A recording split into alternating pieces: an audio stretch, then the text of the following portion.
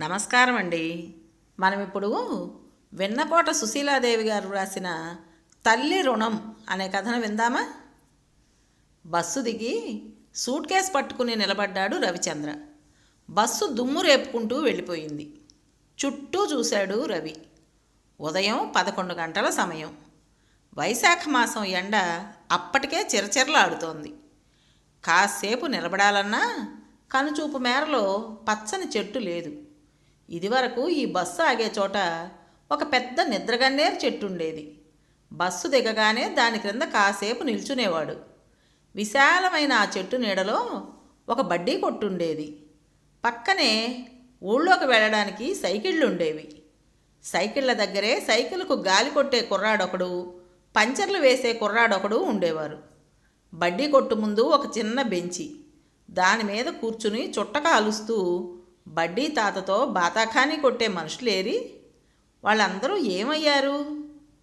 అన్నిటికీ మూలమైన ఆ చెట్టేది? ఎవరైనా బస్సు దిగగానే, బాబూ ఇక్కడి నుండి ఊరు 3 మైళ్ళు ఉంటుంది, నడుస్తారా? అయితే ఆ పెట్టిటివ్వండి, నేను తీసుకొస్తా అంటూ చుట్టుముట్టే కుర్రాళ్ళేరి. తనీ ఊరొచ్చి 4 ఏళ్ళు అవుతుందేమో. ఇంతలోనే ఇంత మార్పా?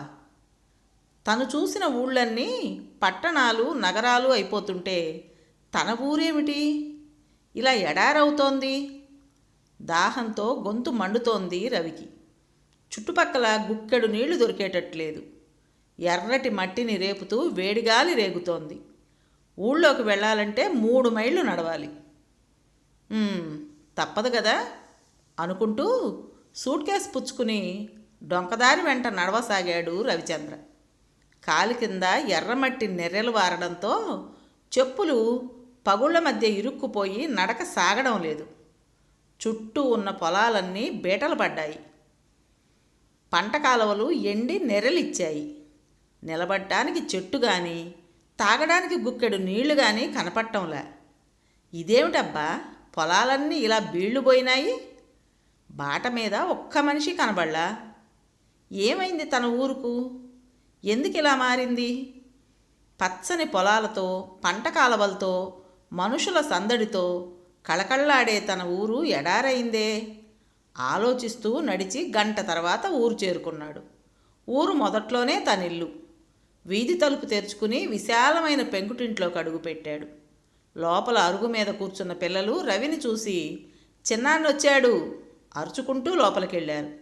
సూట్ కేస్ పక్కన పెట్టి వరండాలో ఉన్న మంచం మీద కూర్చున్నాడు. లోపల నుండి పెద్దొదిన పార్వతి పరిగెట్టుకొచ్చింది. రవిని చూస్తూ, అబ్బాయ్ నువ్వేనా? ఏమిటి ఇలా అనుకోకుండా ఊడిపడ్డావు అంది సంభ్రమంగా. మిమ్మల్ని చూడాలనిపించి వచ్చేశాను వదినా. నువ్వొచ్చి 4 ఏళ్ళు అవలా? చాలా మారిపోయావు అబ్బాయ్ అంది. నువ్వు మాత్రం చాలా చిక్కిపోయావు వదినా. చిన్నాన్న మాకేం తెచ్చావు? పిల్లలు రవి చుట్టూ మూగారు. ఒరేయ్, మీ చిన్నాన్న ఇప్పుడే కదా వచ్చాడు, మీదపడి విసిగించకండి అందావిడ. పర్వాలేదులే వదినా అంటూ సూట్ కేస్ తెరిచి స్వీట్లు బిస్కెట్ల ప్యాకెట్లు తీశాడు. నాకు నాకు అంటూ ఎగబడి తలొక ప్యాకెట్టు తీసుకుని కవర్లు చింపేసి ఆత్రంగా తినసాగారు. వాళ్ళలా ఆబగా తినడం రవికి అసహజంగా తోచినా చిన్నపిల్లలు అని సరిపెట్టుకున్నాడు. చిన్నొదినేది? లోపల పనిలో ఉన్నట్టుంది. ఇవిగో వదినా, నీకు చిన్నొదినకు గాజులు చీరలు అంటూ ప్యాకెట్ అందించాడు. ఎందుకయ్యా ఈ డబ్బు ఖర్చు? మెడిసిన్లో ఫస్ట్ వచ్చినందుకు నాకు ప్రైజ్ ఇచ్చారు వదినా, ఆ డబ్బుతో కొన్నాను. అలాగా అంటూ సంతోషంగా లోపలకు తీసుకువెళ్ళింది. రవిచంద్ర బట్టలు మార్చుకుని కాళ్ళు కడుక్కోవడానికి నూతి దగ్గరకు వెళ్ళాడు. నూతి పక్కన బాదం చెట్టు కింద అంట్లు తోముతోంది చిన్నొదిన కమల. రవిని చూసి తత్తరపడుతూ లేచింది. రవి ఆశ్చర్యపోతూ, వదినా నువ్వంట్లు తోమడం ఏమిటి? పనివాళ్ళు లేరా అని అడిగాడు. లేని నవ్వు తెచ్చుకుని, ఒంట్లో బాగాలేదని మానేశారులే అంది కమల. రాములు సీతమ్మ పాలేరు వీరన్న గొడ్లకాడ పనిచేసే కుర్రాళ్ళు అందరికీ ఒకేసారి ఒంట్లో బాగాలేదా అన్నాడు. లేదులే, పక్కూళ్ళో జాతర జరుగుతుంటే వెళ్ళారులే. ఈ పని ఎంతసేపని చిటికలో చేసేస్తా. నువ్వు అలా పోయి కూర్చో, నీతో చాలా మాట్లాడాలయ్యా.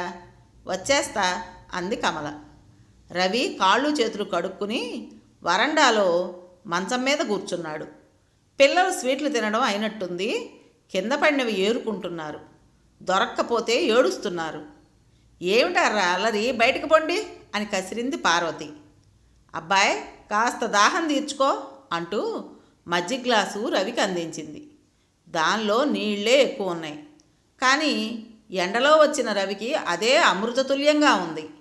మజ్జిగ తాగి గ్లాస్ కింద పెడుతూ, వదినా, అన్నయ్య లేరి అని అడిగాడు. పొలానికి వెళ్ళారు అంది. రవి వదిన వైపు చూశాడు.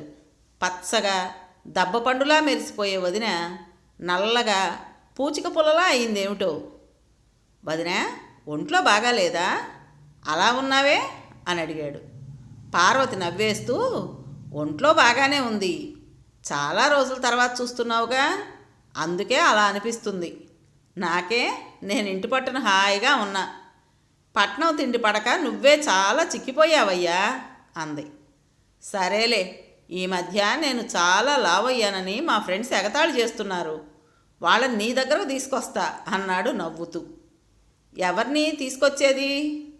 కమల తడి చేతుల్ని కొంగుకు తుడుచుకుంటూ వచ్చింది. చిన్నదినా, నువ్వు చెప్పు, నేను చిక్కానా అని అడిగాడు రవి.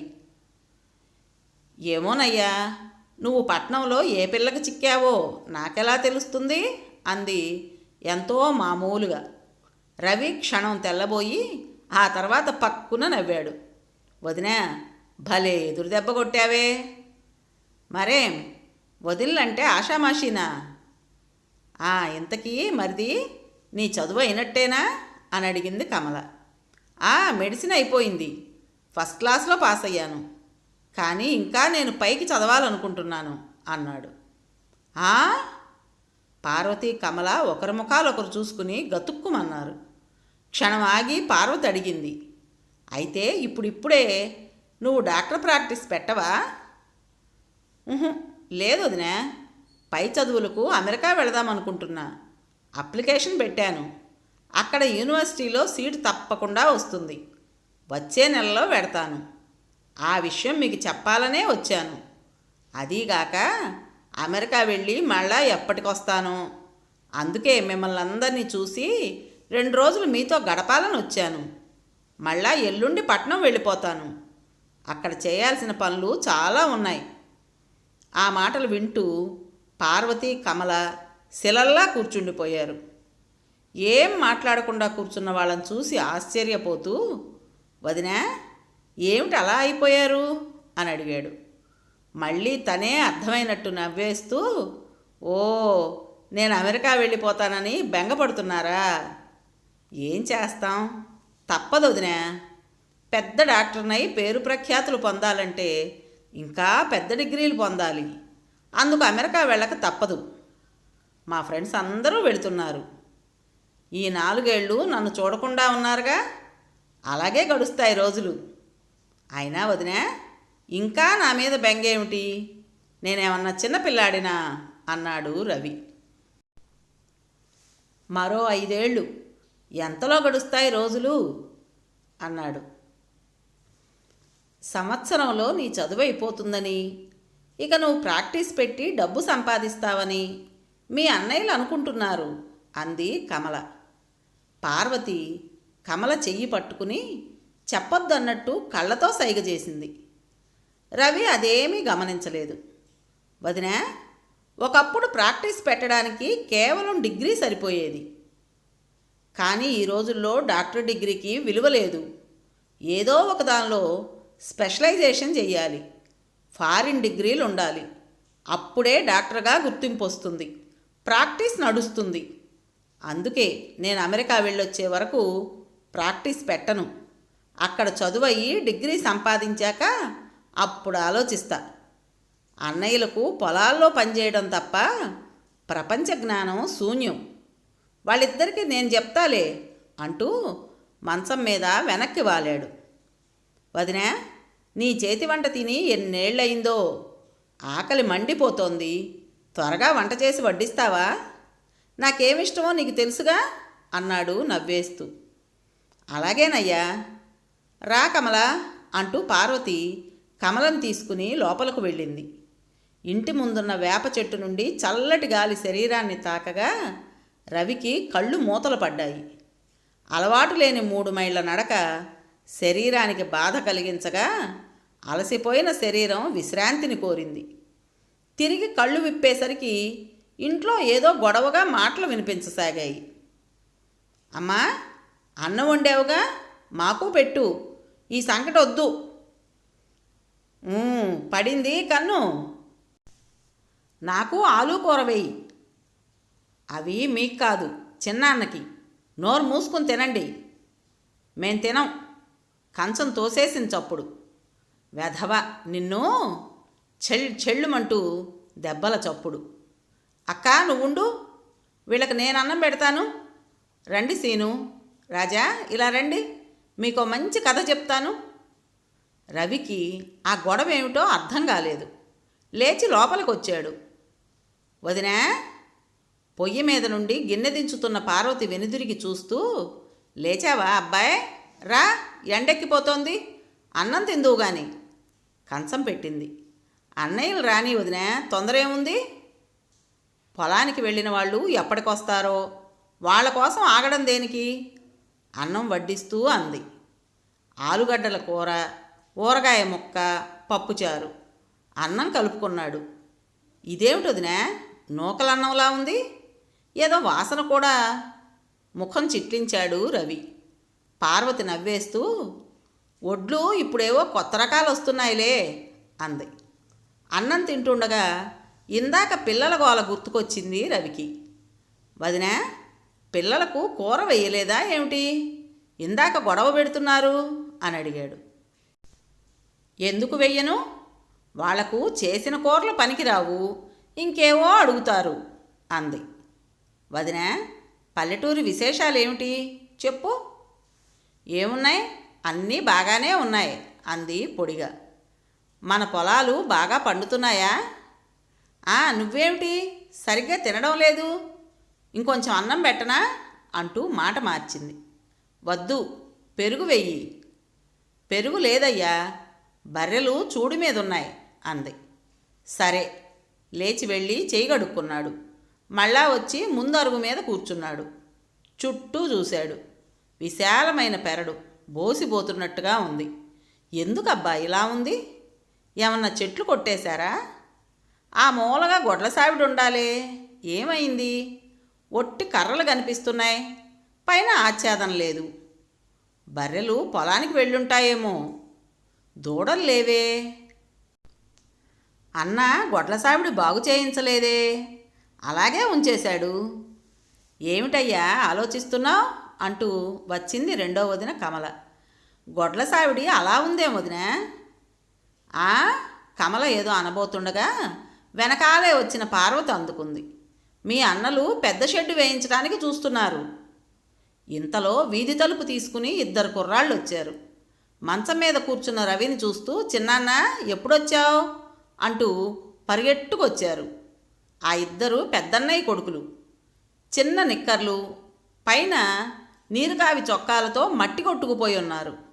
14-15 ఏళ్ళు ఉంటాయి, కానీ సన్నగా బలహీనంగా ఉన్నారు. వాళ్ళని చూస్తూ, అదేమిట్రా అలా ఉన్నారు, ఇవాళ స్కూల్ లేదా? ఏం ఆటలాడారా అంత దుమ్ము చేసుకున్నారు అని అడిగాడు రవి. వాళ్ళు తల్లివైపు చూశారు. పార్వతి నవ్వేస్తూ, ఇవాళ బడికి సెలవిచ్చారులే, అయినా ఏం ఆటలరా, తిండి కూడా తినకుండా. పొండి, కాళ్ళు కడుక్కోండి, పిన్నమ్మ అన్నాలు పెడుతుంది అంది. పిల్లలు లోపలికి వెళ్ళారు. వాళ్లతో పాటు కమల కూడా వెళ్ళింది. వదినా, సీత కనకం ఏరి కనబడరే? వాళ్ళ కోసం పట్టులంగా గాజులు తెచ్చాను. సీత పెద్దన్నయ్య కూతురు, కనకం రెండో అన్నయ్య కూతురు. వాళ్ళు మావయ్య గారు ఊరు వెళ్ళారు అంది ఎటో చూస్తూ. చదువు మానేశారా? ఆడపిల్లలకు చదువెందుకులే. ఇంతలో పిన్నమ్మ, అబ్బా ఇవాళ పండగే, అన్నం ఆలు కూర, లోపల పిల్లలిద్దరూ ఆనందంతో అరుస్తున్నారు. పార్వతి చటుక్కున లేచి లోపలకు వెళ్ళింది. పిల్లలు కూడా తన దగ్గరకు ఇదివరకంత చొరవగా రావడం లేదే అనుకున్నాడు. కమల, పిల్లల్ని రవి దగ్గరకు పంపించబోకు అంటూ లోపల పార్వతి కమలతో చెప్తోంది. అది విని అనుకున్నాడు, బహుశా తను పడుకుంటాడని అనుకుంటుందేమో. అబ్బాయ్, కాసేపు పడుకో, బాగా ఎండగా ఉంది. తలగడిచ్చింది. పిల్లలేరి? వాళ్ళు పడుకున్నారులే అని లోపలకు వెళ్ళిపోయింది. రవికి ఆ వాతావరణం కొత్తగా అనిపించింది. మునపటి ఆప్యాయత, ప్రేమ లోపించినట్టు అనిపించింది. ఏమిటి మార్పుకు కారణం? చాలాసేపు ఆలోచిస్తూ నిద్రలోకి జారాడు. పొద్దు పడమరకు మళ్ళుతుండగా మెలకు వచ్చింది. లేచి కూర్చున్నాడు. చేతికున్న వాచిలో టైం చూస్తే 5 దాటింది. చాలాసేపు పడుకున్నానే అనుకుంటూ చుట్టూ చూశాడు. ఎక్కడా ఏ విధమైన అలికిడీ లేదు. ఏమయ్యారబ్బా అందరూ? బర్రెలు కూడా ఇంకా పొలం నుండి వచ్చినట్టు లేవే. అన్నయ్యలు? దాహంగా అనిపించింది. మంచినీళ్ళ కోసమని ఇంట్లోకి వచ్చాడు. పిల్లలు ఎక్కడా కనబడలే. వదినలైనా ఉన్నారా అనుకుంటూ దొడ్లోకి వచ్చాడు. అక్కడ బాదం చెట్టు నీడలో కూర్చుని వదినలిద్దరూ ఇంత ఆకేదో ముందేసుకుని బాగు చేస్తున్నారు. అక్క, రవి నిజంగా అమెరికా వెళుతున్నాడంటావా? ఎన్నిసార్లు అడుగుతావు? మరిదే చెప్పాడు కదా అంది పార్వతి. అది కాదక్క, ఈ సంవత్సరం అప్పు తీర్చకపోతే షావుకారులు ఊరుకోరు కదా. బావగారు తీరుస్తానని మాట కూడా ఇచ్చారు కదా. పార్వతి మాట్లాడలేదు. బావగారు ఈ విషయం వింటే ఎంత కుంగిపోతారో. రవి మీదే ఆశలు పెట్టుకున్నారు. రేపు అప్పు తీర్చకపోతే బీడీ కట్టడానికి మనం కూడా వెళ్ళాలేమో. ఏమక్క మాట్లాడవే? కమల దిగులుగా అంటోంది. పార్వతి ఏదో అనబోతూ వదినా అంటూ వచ్చిన రవిని చూసి ఆగిపోయింది. ఒక గ్లాస్ మంచినీళ్ళు ఇస్తావా? లేచి లోపలకు వెళ్ళింది పార్వతి. మంచినీళ్లు తాగి ముఖం కడుక్కుని బట్టలు మార్చుకున్నాడు. వదిన టీ ఏమన్నా ఇస్తుందేమో చూశాడు. అదేమీ లేకపోయేసరికి, వదినా, నా ఫ్రెండ్ కామేశం దగ్గరికి వెళ్ళొస్తా అన్నాడు. అతడు ఊళ్ళో లేనట్టున్నాడు. అయినా చూసొస్తా. పిల్లలేరి?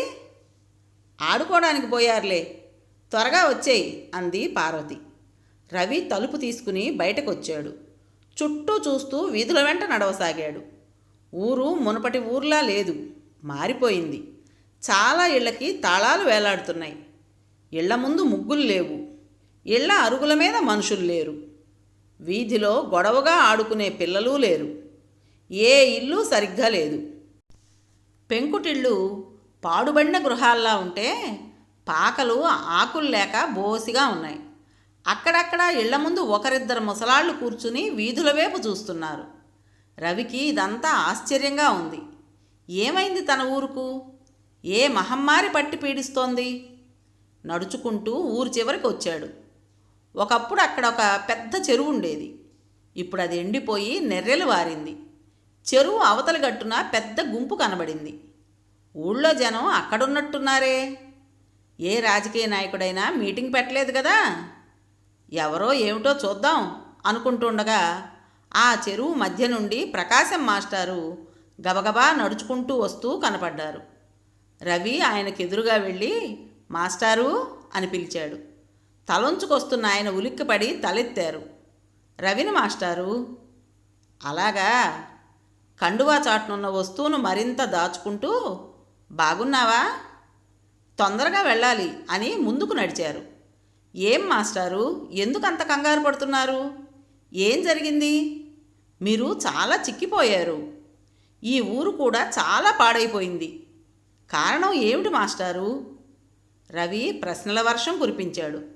మాస్టారు చిన్నగా నిట్టూర్చారు. మాస్టారు, నేను ఈ ఊళ్ళో అడుగు పెట్టినప్పటి నుంచి ఈ ఊరు విషయం తెలుసుకోవాలని ఆరాటపడుతున్నాను. చెప్పేవాళ్ళు లేరు. ఇప్పుడు మీరు కనపడ్డారు. చెప్పండి మాస్టారు. బ్రతిమలాడాడు. ఇంటికెళ్ళి మాట్లాడుకుందాం రా బాబు అన్నారు. 10 నిమిషాల్లో మాస్టారు ఇల్లు చేరుకున్నారు. అరుగు మీద కూర్చో, ఇప్పుడే వస్తాను అని లోపలికెళ్ళారు.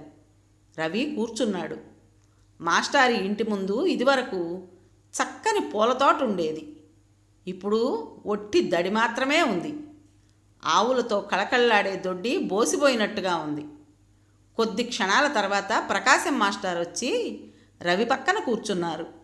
రవి, చాలా పెద్దవాడివైపోయావు. అంతా మీ ఆశీర్వాదం మాస్టారు. నాదేముందయ్యా, శ్రద్ధగా చదివావు, పైకొచ్చావు. నీ డాక్టర్ కోర్స్ పూర్తయిందా అని అడిగారు. అయిందండి. ప్రాక్టీస్ ఎక్కడ పెడుతున్నావు? నేను వచ్చే నెలలో అమెరికా వెళుతున్నానండి పై చదువులకు. అలాగా, చాలా మంచి వార్త చెప్పావు. మీ అన్నయ్యలు ఏమన్నారు అని అడిగారు. ఇంకా పొలం నుండి రాలేదు వాళ్ళు, వచ్చాక చెప్తా. పొలమా? తెల్లబోయారాయన. అదేం మాస్టారు అలా అన్నారు? మా అన్నయ్యలు పొలానికి వెళ్ళారని వదిలి చెప్పింది అన్నాడు రవి. మాస్టారు చిన్నగా నిట్టూరుస్తూ, రవి, ఇందాక అడిగావే ఈ ఊరు ఎందుకు ఇలా అయిందని, ఇప్పుడు చెప్తా విను. మన ఊరే కాదు, ఈ తెలంగాణలో ఏ ఊరిని పలకరించినా ఈ విషాదగాథలే వినపడతాయా అయ్యా? ఏమిటవి మాస్టారు? ఈ ప్రాంతాల్లో వర్షాలు పడి 4 ఏళ్ళయింది. కాలవలు ఎండిపోయాయి, పంటలు లేవు, తినడానికి తిండి లేదు, తాగడానికి నీళ్లు లేవు. అయిన కాడికి పొలాలు, దొడ్లు, పశువుల్ని అమ్ముకుని పట్నం పోయారు కొందరు. మరికొందరు తిండి లేక చచ్చారు. ఇంకొందరు అప్పులు తీర్చలేక ఆత్మహత్యలు చేసుకున్నారు. మిగిలిన వాళ్ళం ఇలా జీవచ్ఛవాల్లా బతుకుతున్నాం. ప్రభుత్వం మీకేం సహాయం చేయలేదా? రవి ప్రశ్నకు నవ్వారు మాస్టారు. ఏం చేస్తుందయ్యా, అధికారంలో ఉన్న వాళ్ళకి పదవిలో ఉండగానే కోట్లు గడించాలనే ఆరాటం. ఎవడికి వాడు తమ స్వార్థం చూసుకుంటారే కానీ మా గురించి ఎవరు ఆలోచిస్తారు? ఇటీవల కొన్ని రాజకీయ పార్టీలు గంజి కేంద్రాలు పెట్టి మేం పూర్తిగా చావకుండా మమ్మల్ని కాపాడుతున్నారు. ఇదయ్యా ఈ ఊరి కథ. అది విని రవి నిశ్చేష్టుడయ్యాడు.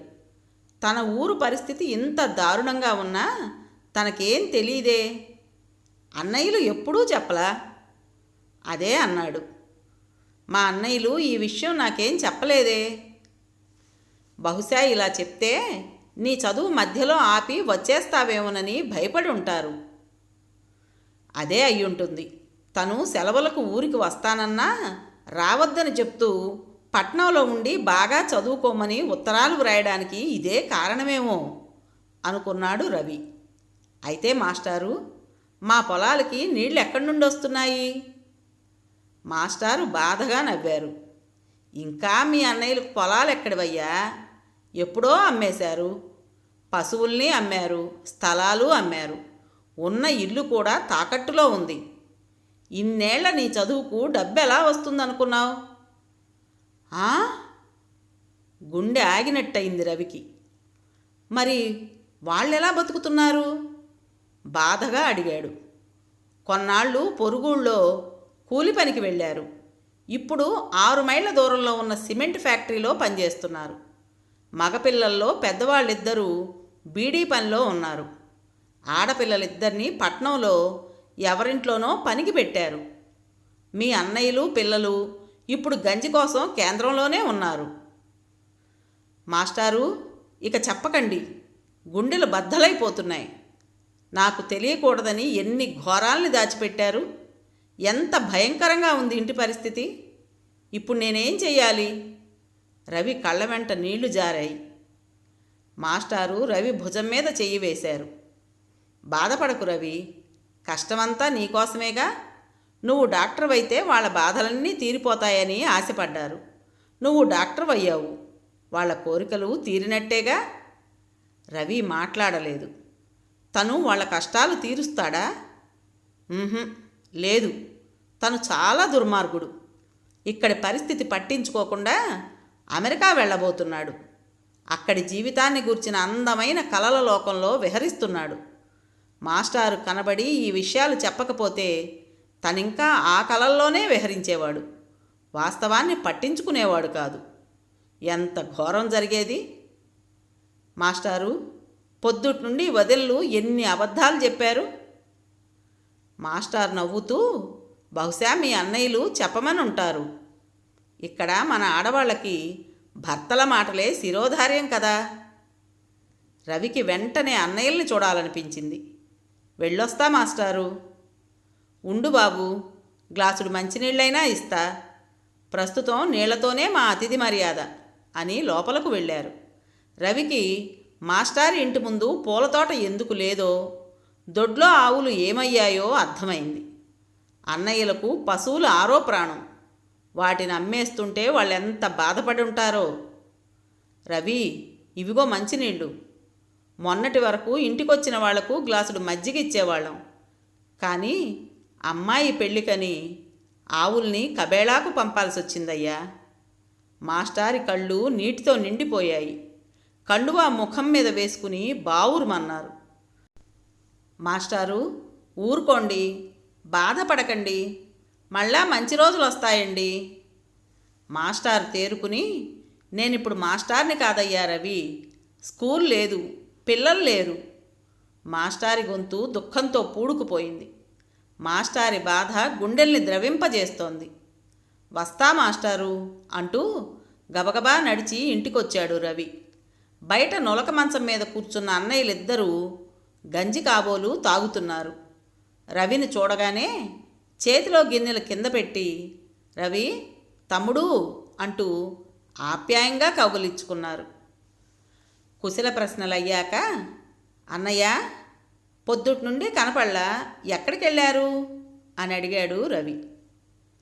పొలాల్లో ఎరువులు వేస్తున్నారు, అందుకనే ఆలస్యమైంది అన్నారు. రవి మనసు కలుక్కుమంది. వీళ్ళు తననింకా భ్రమలో ఉంచుతున్నారు, నిజం చెప్పడం లేదు. చూద్దాం ఎంతసేపు దాచిపెడతారు, తనెందుకు బయటపడాలి అనుకున్నాడు. అన్నయ్య, ఏమిటి త్రాగుతున్నారు? అదే గంజి. ఒంట్లో నలతగా ఉంటే ఆచార్యులు గారు తాగమన్నారు, అందుకని. నాకేమైనా ఉంచారా? చాలే పరిహాసం. వదిన అన్నం వండుంచింది, లే వెళ్ళి తిను అన్నాడు పెద్దన్నయ్య.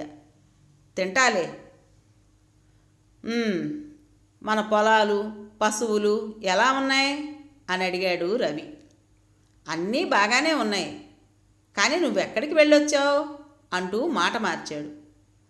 పక్క వీధిలోకి వెళ్ళే అన్నయ్య, నా డాక్టర్ కోర్సు అయిపోయింది, వచ్చే నెలలో అమెరికా వెళ్ళాలనుకుంటున్నాను అన్నాడు వాళ్ళ ముఖాల్లోకి చూస్తూ. వాళ్ళ ముఖాలు నల్లబడ్డాయి. అవును, మీ వదిన చెప్పింది. అప్పటికి కూడా వాళ్ళు బయటపడలేదు. అన్నయ్యల ఆప్యాయతకు బాధగాను కోపంగానూ ఉంది. కానీ అన్నయ్య, అమెరికా వెళ్ళడానికి నాకు డబ్బు కావాలి, అదడుగుదామనే వచ్చా అన్నాడు కసిగా. డబ్బా? వాళ్ళిద్దరితో పాటు వసారాలో కూర్చున్న వదినలు కూడా ఉలిక్కిపడ్డారు. ఎంత? రెండో అన్నయ్య మెల్లగా అడిగాడు. 25,000. అంత డబ్బే? ఏ లేదా? అన్నదమ్ములిద్దరూ ముఖాలు చూసుకున్నారు. డబ్బు రెడీగా లేకపోతే నా వాటా పొలం, ఇల్లు ఉందిగా, అమ్మేసి డబ్బు తీసుకుంటా అన్నాడు కోపంగా. వాళ్ళు అప్పటికీ బయటపడలేదు. పైకి కోపంగా ఉన్నా మనసులో దుఃఖపడుతున్నాడు రవి. ఏ, నా వాటా లేదా?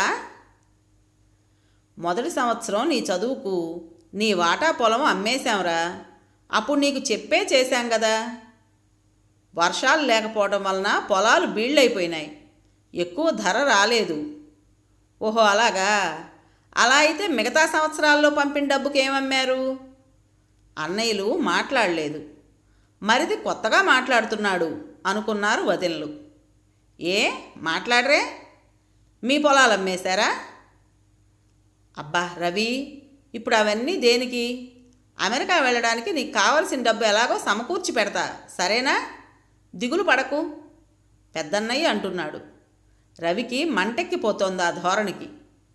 స్వార్థం కోసం తమ్ముళ్ళని బలిచ్చిన అన్నలున్న ఈ లోకంలో తమ్ముడి కోసం తమ జీవితాలనే బలిస్తున్నారే.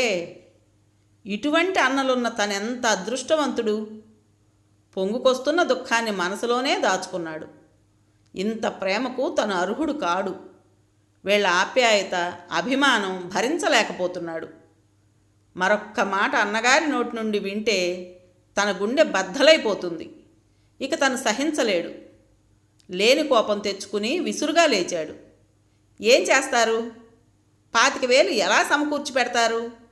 అమ్మడానికి పొలం లేదు, ఇల్లు లేదు, దొడ్లో పశువులు లేవు, తాకట్టు పెట్టడానికి ఇంట్లో పిల్లలు కూడా లేరు. పసిపిల్లలందరినీ పనిలో పెట్టారుగా, ఇంకేం చేస్తారు? మీకు మీరే అమ్ముడుపోతారా? చెప్పండి. పిచ్చిగా అరవసాగాడు రవి. చిన్నాన్న అరుపులకు భయపడి పిల్లలు తల్లి వెనకాల దాక్కున్నారు. వదినలు బిత్తరపోయారు. అన్నయ్యలు తలంచుకున్నారు. రవి దుఃఖాన్ని ఆపుకోలేకపోయాడు. చటుక్కున అన్నయ్యల కాళ్ళ మీద పడ్డాడు. అన్నయ్య, మీ మంచితనాన్ని భరించడం ఇక నా వల్ల కాదు. నాకంతా తెలిసింది. మంచితనానికి కూడా హద్దుంటుంది. నా కోసం మీ కుటుంబాలని బలిచ్చారు కదా. ఇంతటి మంచితనం, ఆప్యాయతలు, అభిమానాలు లోకంలో ఎక్కడైనా ఉన్నాయా?